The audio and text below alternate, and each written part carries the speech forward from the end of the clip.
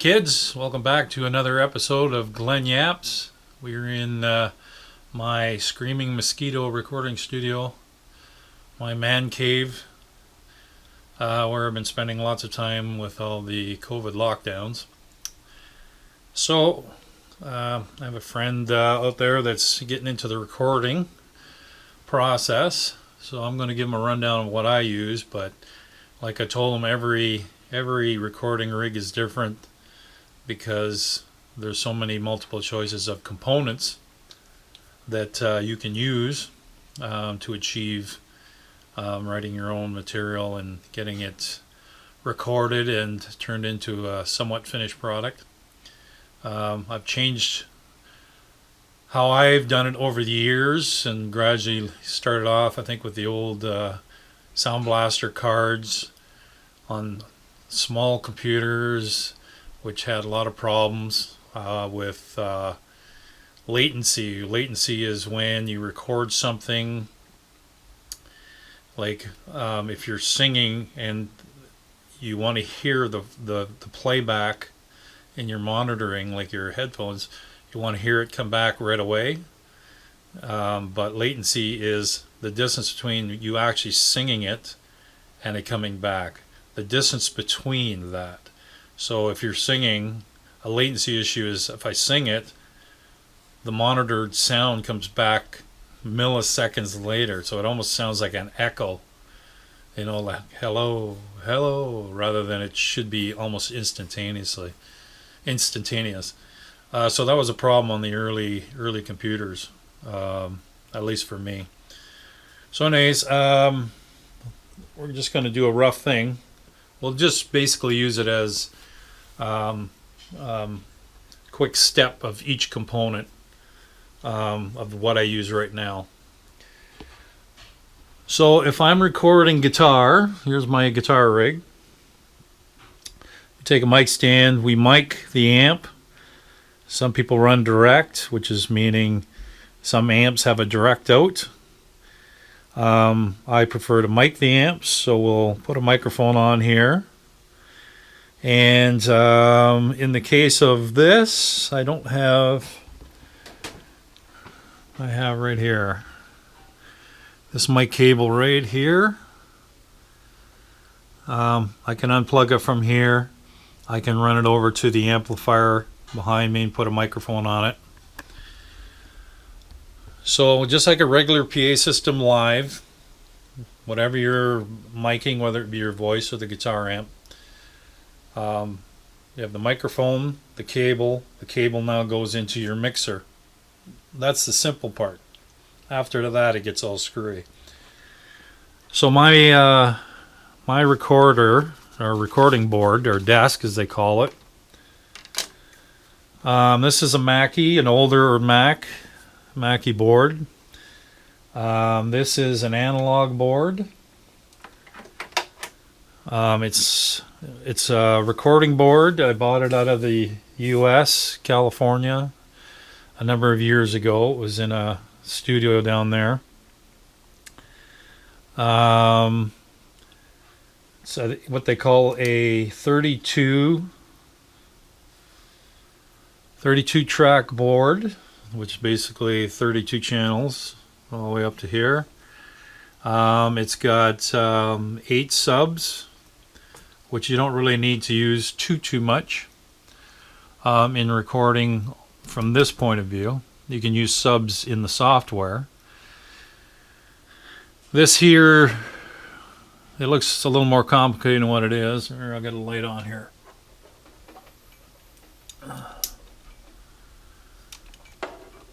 This is what they call a meter bridge. So anything that I have mic'd here, you'll see green lights flashing up in here to tell me what the signal is on each of the channels. And these are the main signals, which are meters. This kind of board is set up for a studio where it has, you can set up monitors, headphones, you can have talkback to people in another room if you wanted through the monitoring system. I don't use any of that except for monitoring through headphones for my own use when I'm recording vocals and bass, guitar, that kind of thing. So anyways, the complicated part in my rig, because everything is analog, the guitar amps, the drums, the vocals, this is an analog mixing desk. We have to convert it to digital to record it and to be able to edit the sound that you record. So analog has to be converted to digital, and you'll hear the term interface. Tons of those on the market, past and present, all various types, all have pros and cons. That's the part that drove me nuts back in the day. I started off with a Sound Blaster card, which basically had 2 channels to go in, and that only converted 2 things. Like, you could run a vocal, and while you're playing acoustic, it would record each one and digitize it, so you could use software on your computer. It's kind of, it's like this back and forth, goes into digital, back out, and you really lose. You can really lose your patience with a lot of this stuff. I know I did. So it's best to find something that's really, really simple to start with. The reason why I bought this Mackie board is you want to have what they call mic preamps. Going to digital, you lose a lot of warmth. You lose a lot of punch in your mix. So what happens is you use a mic preamp to get a better signal, get a punchier signal. This Mackie has great mic preamps built into it. You'll find a lot of people will buy just a rack mountable preamp, for their guitars or for their acoustics, and run it that way. But this board has good preamps in it, so I stuck with that. And I use a mixer because of the big drum set. There's tons and tons of mics on it. Most of the smaller interfaces can't cover a drum set like that. I want each part of that drum set to go into its own channel. As you can see, everything is listed, and there's actually a few more in here. And then I use this side of the board for vocals, guitar, and bass, because usually that's done recording on this side of the studio. But that's just me. So you need preamps, but most of the smaller self-contained rigs have them built in. Even if you were to buy a totally digital system, you're usually set up for it. Not all mixing boards like this have good preamps, and believe me, I found that out the hard way. So you need an interface. Mine is, this is a Motu unit right here, and it can record 24 tracks at one time. It's called the 24 in and out Motu unit. This particular model is no longer made. This is an older style, but it works great for me. I'm not looking to upgrade anymore. This is good enough for me for what I want to do. So it can record 24 things at one time. Now that depends on the computer you're using, because that Motu unit connects to your computer, where you're going to run all your software and where everything is going to be recorded to. So basically, think of your computer as control central, but also the storage tank where all the recordings go. which for me is down here. It's kind of hard to see. This is a modified computer. It's running 3 hard drives, 1 external, 2 internal. And the Motu unit connects cables down at the back of the computer into a PCIe slot, which is common on a lot of computers nowadays. The old ones were a different connector and not very good. I've not had an issue with this unit whatsoever. A computer I've had issues with, I've had hard drive failures over the years. Not all computer hard drives are great for recording. They're color coded for different companies. Best to research the types of hard drive you use in your computer. If you're just doing basic acoustic and vocal and nothing else with drums and bass, keyboards and all the other stuff, then your main computer will be fine. But anything with heavy input, you need a faster hard drive and a more dependable one. Again, I learned that the hard way. So we've got the microphone cable going into the soundboard. From the soundboard in the back, you plug in your mic. There are insert or line outs on most boards. Each channel that you want to have in your software is a separate track. You can see all the separate tracks. I can scroll through. You can see all different tracks, right up there, different tracks. To do that, the interface does that dividing. Okay, so it's got its own software. You also have to have the software to record on. They call that a DAW or DAW. Mine is Sonar Platinum. It's a few years old. Sonar Platinum is now been bought out by another company, and they offer pretty much the same program I paid huge dollars for. They pretty much offer it for free, but it has a lot of girth. So if you don't have a computer that can handle it, I recommend something smaller. On my small computer upstairs, I use a program called Mixcraft. That's just for doing basic keyboard tracks and little demos when I've got a song idea. That might be the best for you, and I think it was like 99 bucks to buy.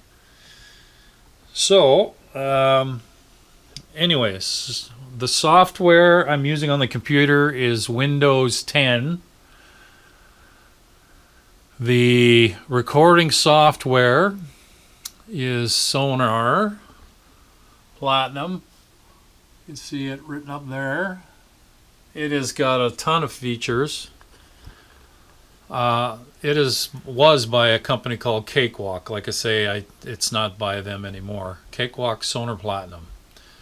Cakewalk used to make all different levels of programs. Their Platinum series was the top of the line. So the software that the interface uses has its own screen. I'm going to show that to you. So this is the Motu software. A lot of the interfaces have their own software. So you will find, until you get down, if you do a system with a separate soundboard like mine, and using the interface. Now you can buy a mixer and interface all in one, and you could back then too, but like I said, it's limited for how many tracks I need. I needed at least 16 for the big drum set, so my interface runs 24 channels. So for me it's better. So from the soundboard, 24 tracks go into the Motu. The Motu has a special cable It takes those 16 tracks, goes to the back of this computer down here, and basically now they are all lined up by software in the Motu unit. Now I'm going to just grab this vocal mic here for a sec.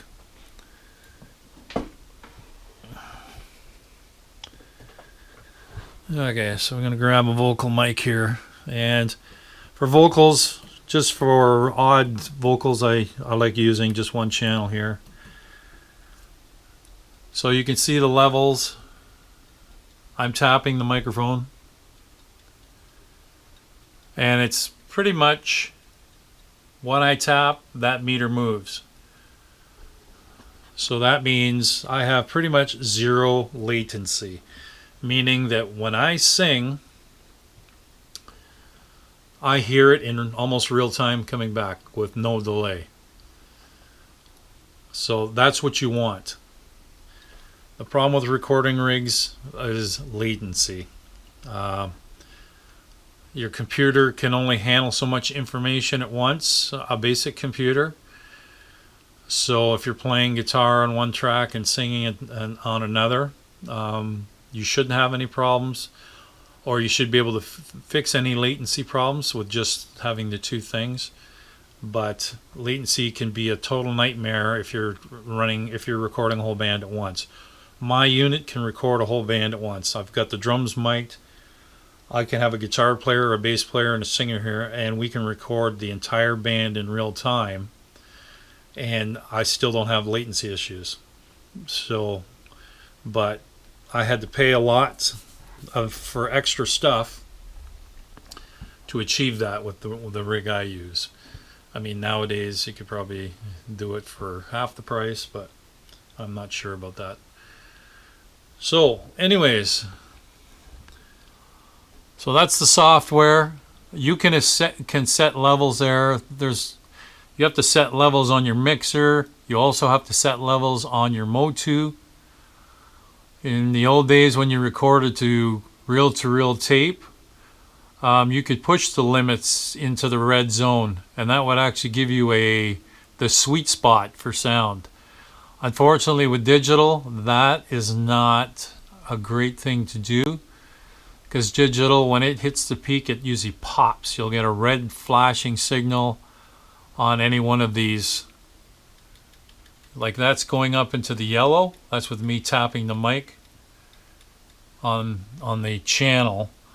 And what happens if I hit the red, you'll get a pop. And a digital pop is the worst thing you can have in a mix. Try and avoid that at all cost. And what happens is you just have to turn down your gains. You can turn down the gains a couple ways. You can turn down the gains on your board. This would be the slider. Gains are way up here.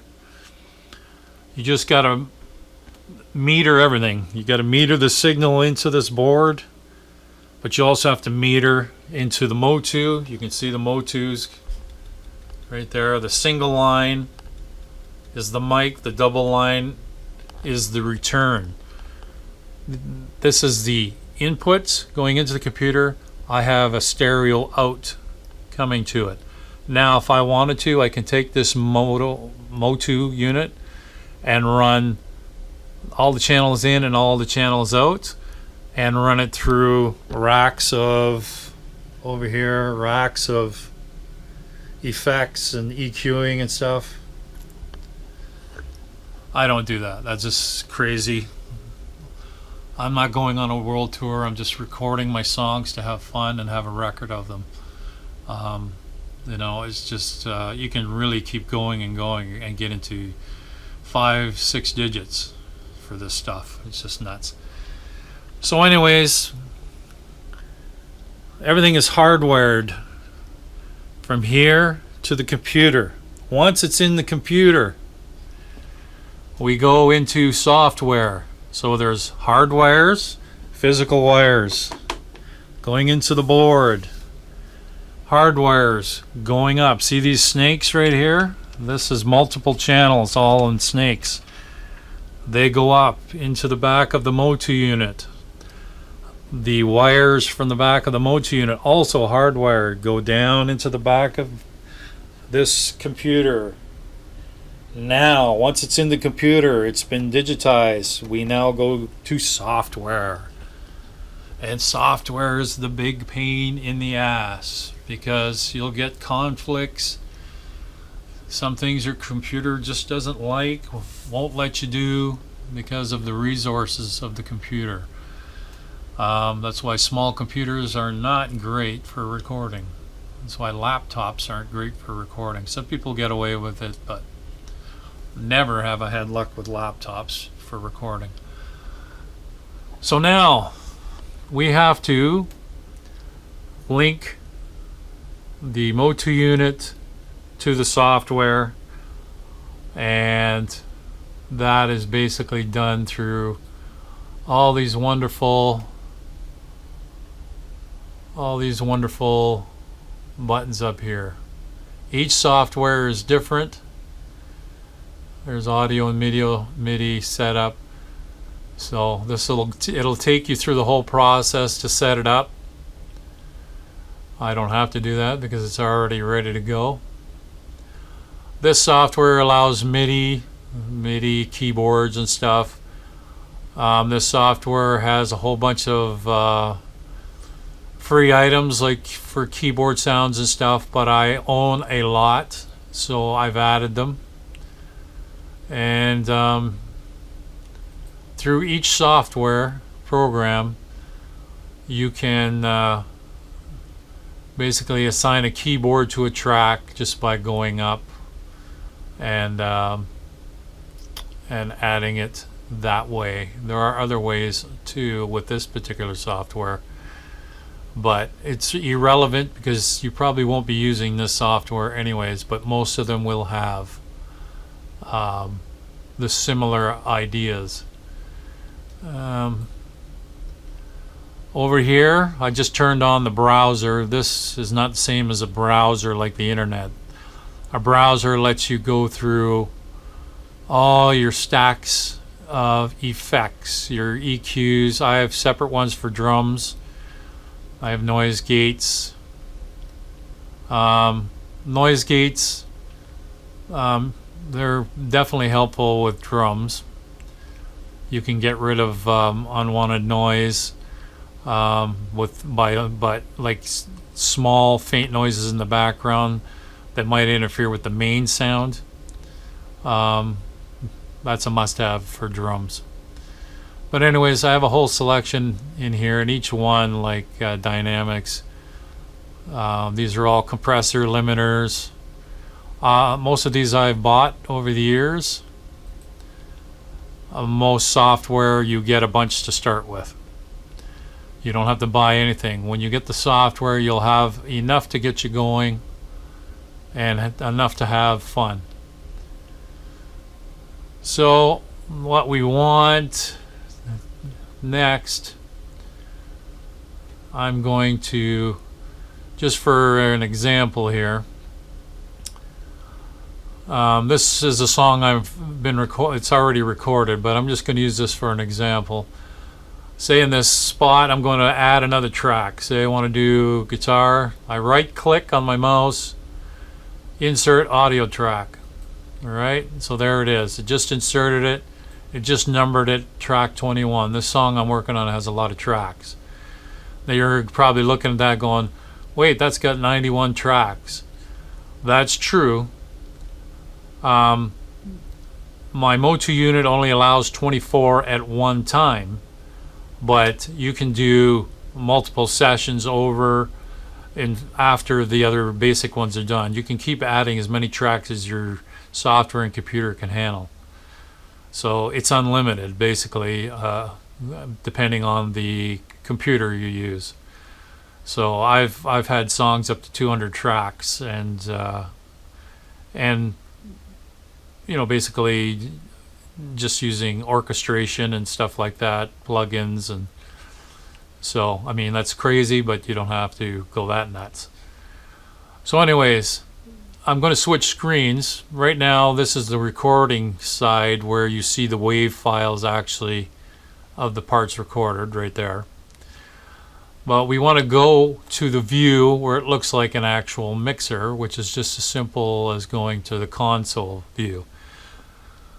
So here's the console. It looks like another mixer, and most software is like this. And so as you can see, all the tracks, I'm just sliding it across, and I've color coded them in the bottom. You can see orange right down here. I've color coded them for different instruments, orange being all drums and bass, and there's acoustics, and and just tons of stuff. So here is the channel we just engaged, or just started, created, I should say. Created would be the word. So I'm just going to turn this down a bit. Now, we have to get the recording software and the Motu to link together.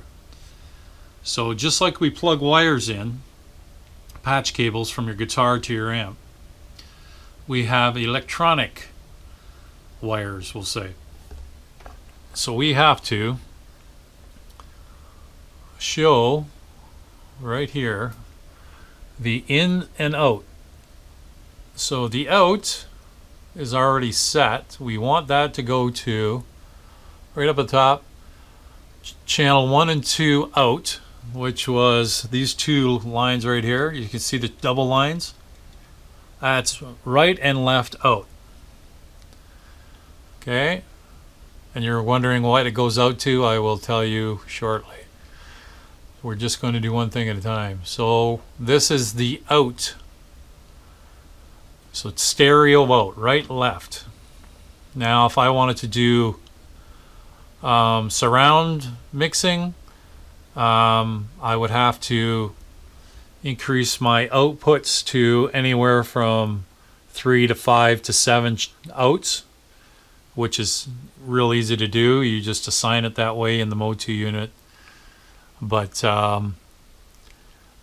basically I'm just doing stereo out. So the out is already set. Now we have to get signal, and like anything, I'm going to hit the record button. Now if I tap the mic, tapping the mic, the Motu's get signal. We look down here, we see a signal there from the board. Okay, so everything is getting signal, but we're not getting signal into the software. Well, let's go to the Motu unit. Are we getting signal at the Motu unit? So when I tap it, yes, we're getting signal. So the software has to be linked from the Motu to the recording software. So we have an option for that. The ins, see, in and out. You'll see the symbols. I don't know if you can see it. There's an in and out, I and O for in and out. So we go to the in, and now we have to select which one of these channels connects this whole apparatus of the mic into the board, into the Motu, into the Motu software. We have to find out which one it is, which is, I am almost sure it's that one, but I'm probably wrong. No, that's not it. I'm going to go down a bit, and we'll see which one it is. There it is. So I just tapped the mic. So I went through a couple. So we're at all I have to do is assign it. Every one of these is an input channel. So I already engaged it, I selected it, and you can see now if I tap the mic, it's pretty hot. So, and we're up in the peak. Now see the two red dots up there? Right here, my mouse is circling them. That's a digital peak. You do not want that. So you can click them and they disappear. You want your signal to go close to that, but You definitely don't want it hitting there. So this track right now is ready to record. So it's engaged to record. All you'd have to do is, in my software, is hit the record button. And away you go. Now, I recommend you always do your songs to a click track. Most software has a click track set up. Mine had one. I use my own, and I can substitute. I have it set right there, metronome. And I usually design the sounds the way I want it. I believe most of the software you can design your own metronomes and sounds. And you can have the metronome on playback, which up here at the top it'd be right here, or during the recording process. So engage for click track for recording, and again, something to experiment with. I say use a metronome because when it comes to editing, I'm going to show you. We're going to go back to the WAV file screen. Okay, and I'm going to shrink all these down. Just hold on a sec, just so you get a better idea of this. Okay, so I've shrunk all the screens down, and you can see where everything is in groups of where the music is. There's number codes up at the top, so you want to be able to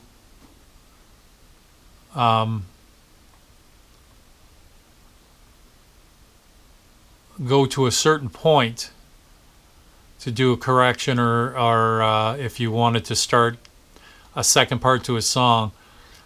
And by using a metronome, you can access by numbers where you are in the song. You can see the number grid up at the top.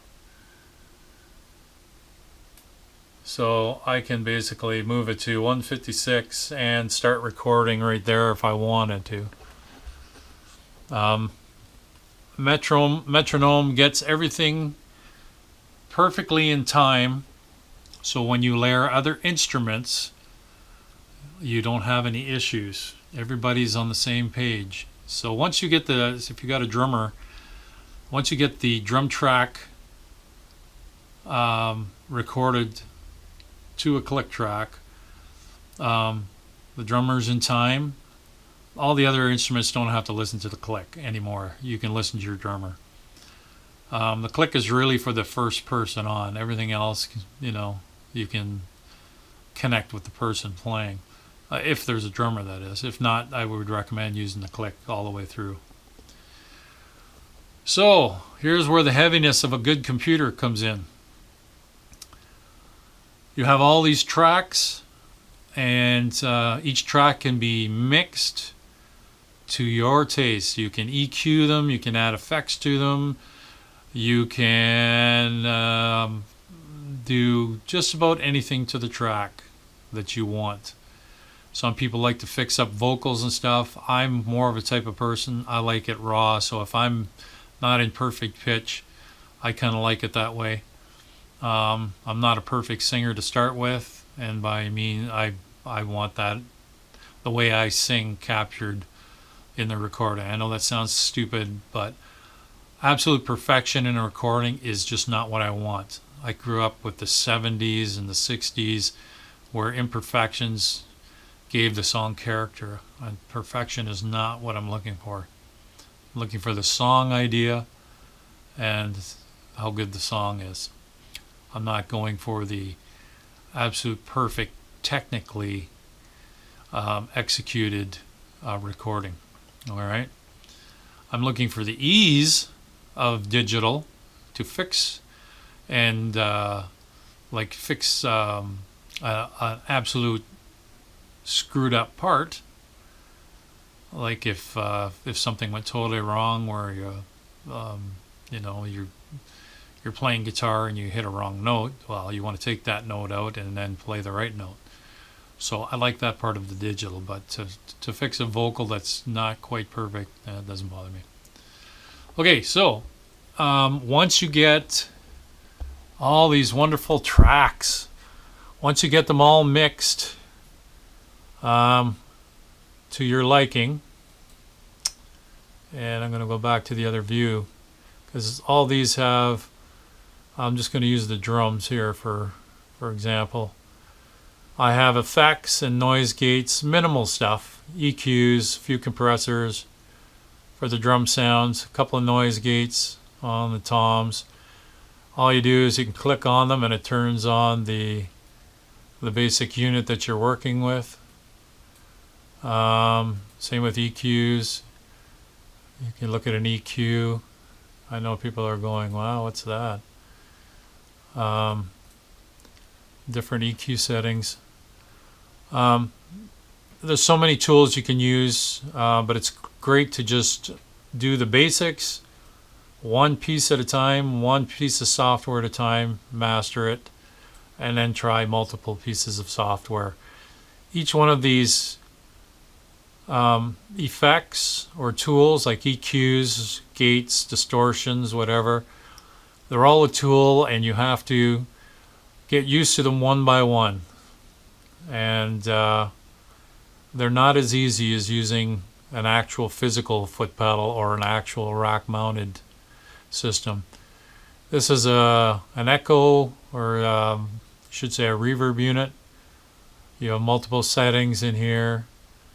You can choose whatever you wish and you can edit each one so you can get any kind of reverb that you wish. So once all these are all done and you've got each track, each guitar and each vocal thing the way you like it, we go back up to the other screen and what we do is we want to basically select all in the entire unit there. It's been selected and we want to export this, export the audio. I'm not going to actually do it, but here is where things get a little messy. Recording your song and turning it into a 2-channel left and right finished or semi-finished product with all the mix that you just did. The next step in my software is we would like to select the frequencies. 41 or 44.1 is normal CD. I like to go 48 because I'm doing an extra step. We want 48 and we want 24-bit. We don't want any dithering. On my dithering is like it's a built-in filtering system. I'm going to say that. You don't have to read about it. It's too hard to explain, but I'm just going to say it is a filtering system. I want it without the filters at this step. So anyways, I would select all for all the mix, but there are, on my software, you can pick variables. So I'd pick all. So it gets recorded into a track, into a folder on your computer. So your computer now is taking the recorded software, turning it into a 2-channel 2-channel song. Right? So let's see. We got this one, we'll say. So that's a 2-channel song. And now what we want to do, it's all mixed and it sounds pretty good, but that's not the final stage. If you wanted to do a CD, all the songs that you record have to be uniform in sound and levels. So you have to master them with mastering software. So that's another expense. There are some free ones out there, but I'll be honest, the best ones are the ones you buy. So for me, I use one called T-Rex. I'm having a hard time. I've always had the shakes with my hands, so you have to bear with me. I'm trying to hold this camera solid here. So I'm going into T-Rax, and it will fire up. Let's give it a few seconds here. So this is T-Rax. This is my mastering software. So what we would do is we would take this song. I'm just going to use it as an example. And we're going to carry it over and stick it into the mastering software. So now you'll see it sitting there, right here. Now this is one of the tools for mastering. There are many. You get a lot of presets here of different tools that people use, right? So there's many methods of mastering. We'll just use, let's see if I've got, let's use some basic mastering. Yeah, let's try a couple other ones here. So basic mastering, there's the first one is an EQ, the second one is a compressor, then another EQ, and then you kind of hammer the sound to squash it all together, which actually makes it louder. You have to learn all these individual tools. And each time you click on one, it changes so you can see it. And it looks like a rack mountable unit, just like you would in a major PA system. And you can switch out these in the software I use, or add. Like on the right side you can see tons and tons of plugins that I have bought for this software. You can add even like pretend tape echoes on the whole mix, which is probably not something you would want to do. And it's like a reel-to-reel. You can see the reel-to-reel kind of turning at the top. So that's a tape echo. And you can switch them in any positions you want. Believe me, each position you put it into changes the sound. It's just like your guitar rig. A pedal can, in a different position in your guitar rig, can sound different. And you can shut them off, bypass. You can bypass them on the unit itself, just like a regular physical piece of equipment.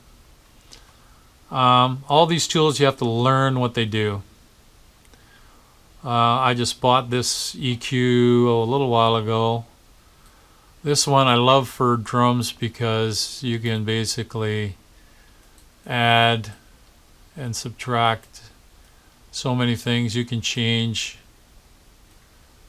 the wave patterns, and it makes a drastic improvement in EQing. So then once that's all done and you're happy with the sound, well, actually before I do that, you would load all your songs for your album in here. And what you're trying to achieve is each song to have the same level outputs. You'll see level outputs here. Let's see if I can, let's just go back to normal here on this. Let's go to the screen here. There's your wave files right here.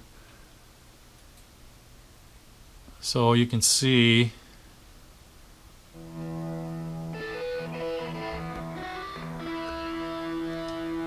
the song is playing. I'm just going to keep it low. So you want to get all your song signals to be as close to zero as possible without going over, because that's your best signal.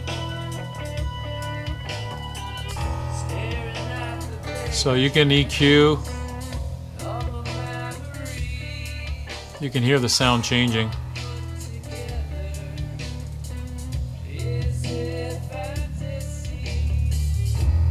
Yeah, so So once you get all the songs in there, 10 songs for your album, and they all sound level-wise the same.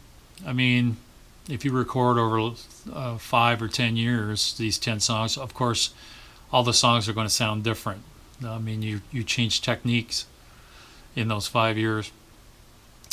But you get them as close for levels as possible, and then you export it, and you're done. You got one single file, or 10 separate files that you put on, that you can burn onto a CD and release to the public.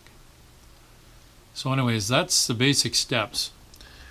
What I didn't include is the speakers. You need special speakers. Like many of us, we started with stereo speakers, which I used this unit here, this Rotel, which ran 2 sets of speakers. But they are not accurate for mixes. In fact, they're deceiving. What sounds good in those does not always sound good for your final product when you're recording using those types of speakers. So you need actual studio powered speakers. They work the best. I have these 2 sets. Most common ones are the Yamaha ones. And then I have these tall ones, the 3rd set of speakers. These are huge. Right here. And I use those as my soundboard. I can run those 4 sets of speakers, but I can also run the stereo speakers to actually hear what it sounds like in a stereo, all in the same room. So I can switch back and forth and hear it through the studio monitors, the secondary studio monitor, or the actual house stereo speakers. I've also got some small speakers down way at the end to run. I have cabling, it all runs in behind to that stereo, so I can test the sound. You want to hear it on different different